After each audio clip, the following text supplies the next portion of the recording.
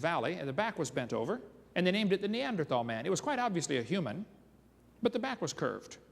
And since apes are four-legged, walks leaning over, and man walks on two legs, later on somebody said, well, you know, we need some evidence for evolution. Let's go use that old man we found. So they said, see, his back is bent over because he's slowly coming up. No, he has arthritis. He's slowly going down. They've known that all along. It's not a missing link at all. About 300 Neanderthal skeletons have now been found, all of them perfectly normal like ours. Their brain is bigger than ours, 13% bigger on average. Average height of the males was 5'9", of the females 5'3", same as today. But yet they say it's a missing link. They gave the same Neanderthal skull to 9 different artists and said, what did it look like? They got 9 different answers. Those pictures you see in your book, kid, are pure imagination on the part of the artist. The person who's commissioning the art can say, well, I want it to look a little more ape-like or a little more human-like. They can make it look however they want. Any artist can tell you that. Jack Cawazzo studied the Neanderthals very carefully. He went and studied the originals. He brought an X-ray machine with him. He's a dentist, studied 32 years. He studied the growth of the human face as an orthodontist.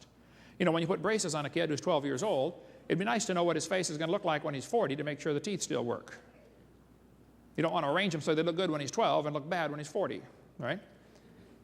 So he studied all the original Neanderthals, the actual ones. He said, folks, the Neanderthals are nothing but old people with diseases.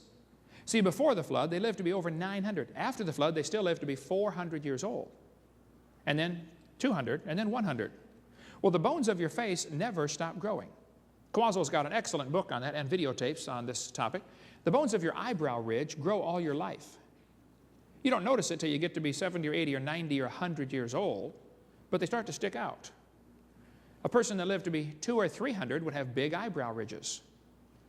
And the back of the head would elongate because of the muscles always pulling your head back. That's where they attach. So the Neanderthals were nothing but perfectly normal humans who were living to be 200 or 300 years old. They're not missing links. Or you can get the book Buried Alive. You can get it from our website or on our catalog back there. Cro-Magnon man was perfectly normal in every respect. So why do they call that a missing link? You put a suit and tie on him, walk him down the street, and nobody would look twice. They've got one in your textbooks now called Australopithecus africanus. That was proven wrong in 1973. It's not a missing link whatsoever. You picking up the sound there, Robin? Okay. Had to edit that out. 1973, Australopithecus was proven it can't be a missing link.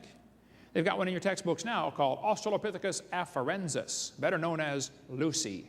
How many have ever heard of Lucy before? Donald Johanson found Lucy, Hadar Valley, Ethiopia, 1973. He went there on a grant to look for missing links. Somebody gave him some money and said, go to Africa and find some missing links. 2 weeks before his grant money ran out, he discovered Lucy. He was highly motivated to find something, or he wouldn't renew his grant. Quite a long, interesting story about that. He's certainly not an unbiased observer in this situation. He said Lucy was a missing link. Actually, what he found was 40% of a skeleton that put together and alive would have been about 3 feet tall. Obviously a chimpanzee or monkey type animal. He put the skull together. Actually, the bones of the skull were so thoroughly crushed they could not tell anything about what the skull looked like. But in your textbooks, kids, they're going to show you a half-human, half-ape skull. Part of the propaganda machine they've got going. He said the knee joint is proof Lucy could walk upright.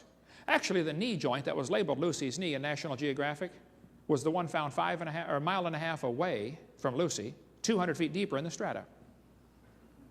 If that's Lucy's knee, I want to know how fast the train was going that hit that chimpanzee.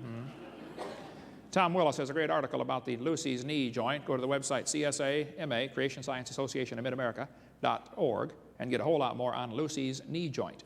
But he said the femur was angled. Now that's a fact, okay? An ape has a straight leg. The lower leg and upper leg are in a straight line.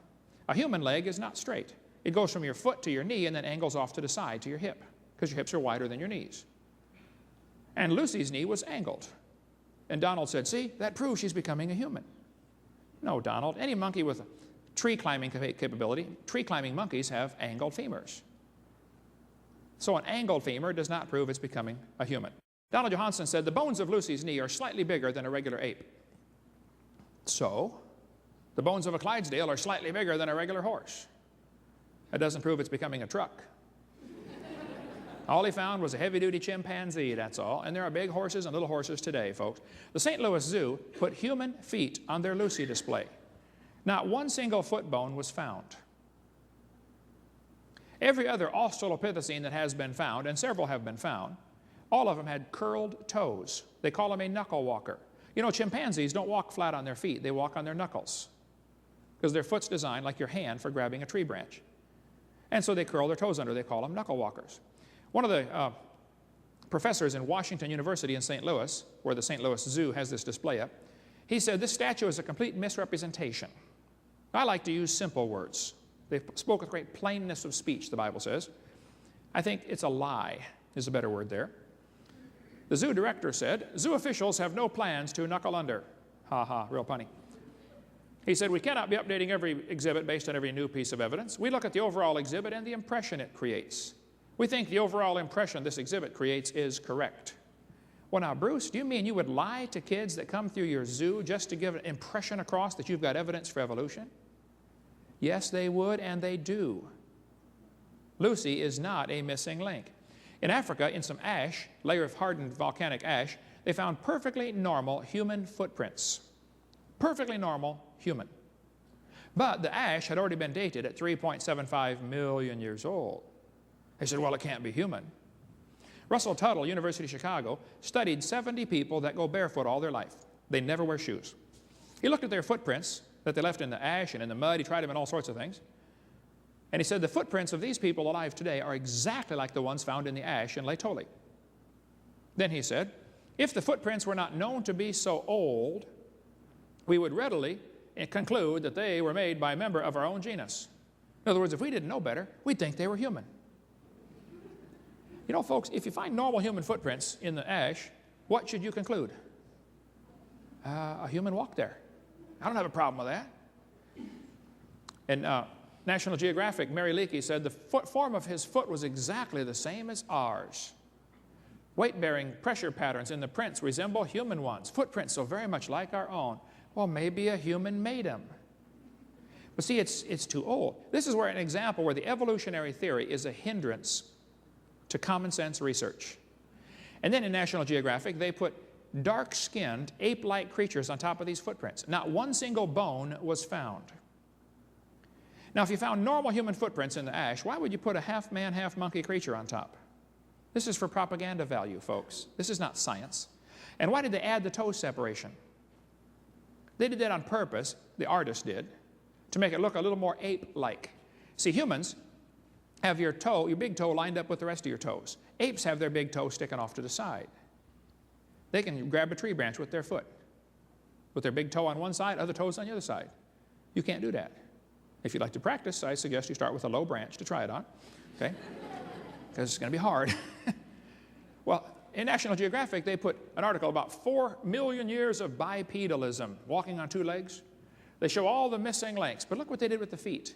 They made them all look human. This is a lie, folks. This is propaganda. And if you're spending your money on National Geographic, I recommend you quit. Give it to a missionary instead. Okay? The Australopithecines are more different, according to Charles Oxnard, who studied them for 16 years. He said they're more different than African apes and humans in most features than the latter are from each other. They can't be a missing link. There could be some Australopithecines still alive. Upright walking monkey down in Sumatra, down near Vietnam. Peking man was in the textbooks for years as evidence for evolution. All evidence disappeared during World War II. But they found in this cave a bunch of monkey skulls that were smashed and a bunch of human tools. Somebody said, wow, look at this. These monkeys are learning to make tools. Oh, and they're practicing on their head. Yeah. Oh, that one works good. Yeah. Duh. No. In some cultures, they like to eat monkey brains. You know, have you seen Indiana Jones? They also found 10 human remains in the same cave. They didn't tell you about that, though. Peking man was a place where people would go to have a feast and eat monkey brains, is my theory. Australopithecine is not a missing link. Homo erectus is in the textbooks as evidence. It used to be called Java man, originally called Pithecanthropus erectus. Now it's called Homo erectus. The evolutionist said it's 500,000 years old. It was found by a Dutch anatomist who believed in evolution and had gone to look for missing links. He hired a bunch of convicts to go out and find him some bones. He said, you guys go out in the woods and find me some bones. We got to find some missing links. He has no idea where they came from. These convicts would bring him back bones, and he would put, oh, that's part human, part ape. He was looking desperately to prove the evolution theory. Dr. Dubois had gone to Java to look for missing links. He took these convicts out there, and they came back with all kinds of bones. He took a human, 3 human teeth, a human thigh bone, and an ape's skull cap, and put them all together and said he found the missing link. He hid the fact that he found 2 normal human skulls in the same area. He put them under his bed, under the floorboards. Kind of like Edgar Allan Poe, you know, Telltale Heart? Oh, no, this was Telltale Head.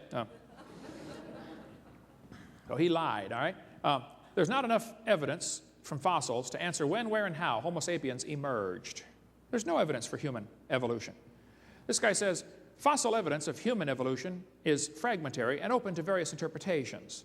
Fossil evidence of chimpanzee evolution is absent altogether. Well, I agree.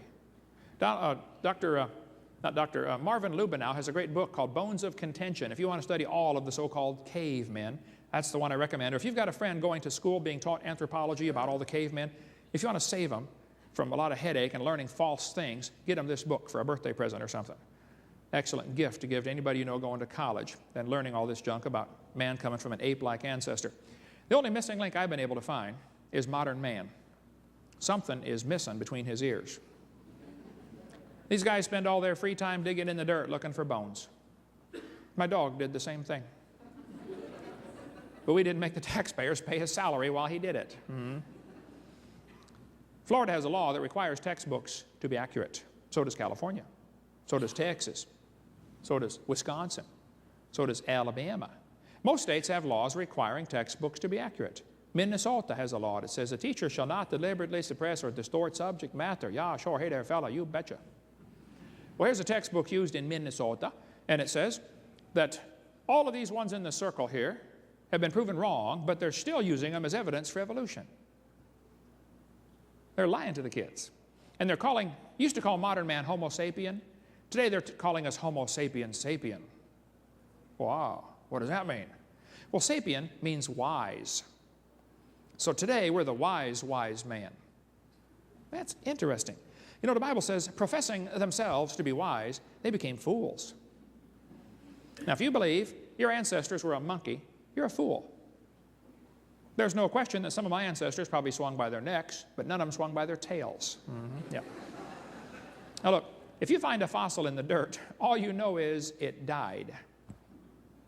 You don't know it had any kids. You sure can't prove it had different kids. And why would you think a bone you found in the dirt can do something animals today cannot do, which is produce something other than their kind? Hey, did you know chimpanzees are still having babies? Why don't they make another human and let's watch it this time? See, evolution only happens in the imagination, never in reality. Where does the Stone Age fit into the Bible? Well, I think right after the flood, people got off the ark and they faced a real hostile climate. Things had changed. Noah couldn't tell his grandson to go to the hardware store and get him a shovel.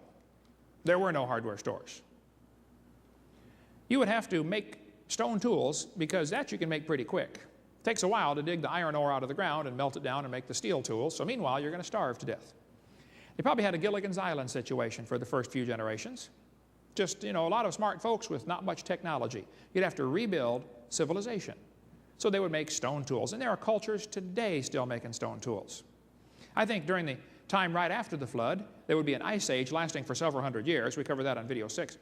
During that time, people would wander around following herds of animals, and you don't want to carry a pile of rocks with you.